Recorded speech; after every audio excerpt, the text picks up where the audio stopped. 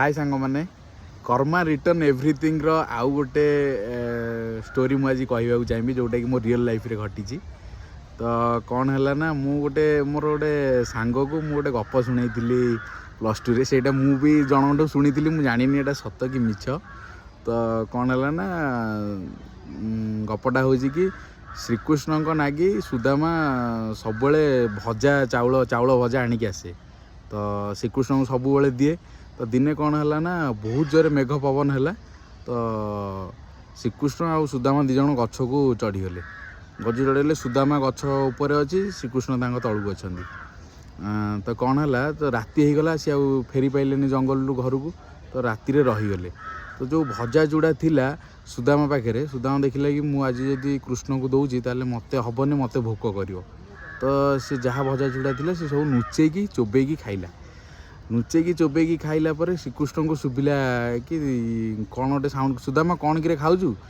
सुदामा कहला नाई मो ये जो ठंडा वर्षा हो दांत को दांत बाजी जाऊँगी। तो यही मिछ कथाटी सुदामा कही तार फल कौन है ना सुदामा देख केते गरीब हो गला पूरा से खाइबा को पाइलानी।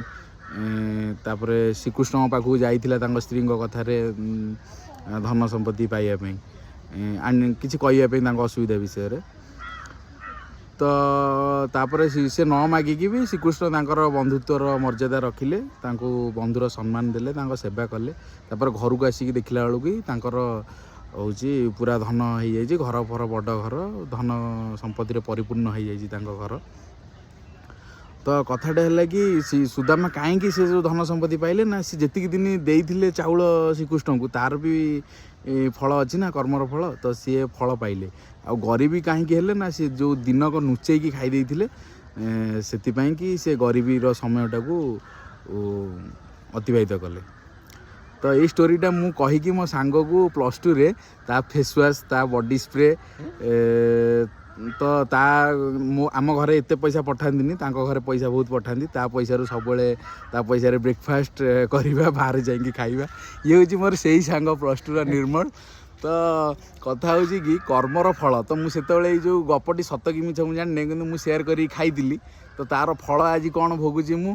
तो मुझे बैंगलोर रे माने जहाँ भी किणुची से तार किसी किणवार ना जिम रो प्रोटीन पाउडर मु किणुची सी खाऊँगी। ड्रेस किनला बेलू भी मत 2 हल ड्रेस किणा पड़ूँ आउ जहाँ भी मु किणुची मत 2टा किणवा पड़ूँ। तो कर्मर माने फलटा इंटरेस्ट सहित मत भोगिया पड़ूँ। तो यही स्टोरीटी आपण मानू मो रियल लाइफ रो स्टोरीटी आपको शेयर कली। जदि आपको भल लगे तो लाइक करूँ कमेंट करूँ शेयर करूँ।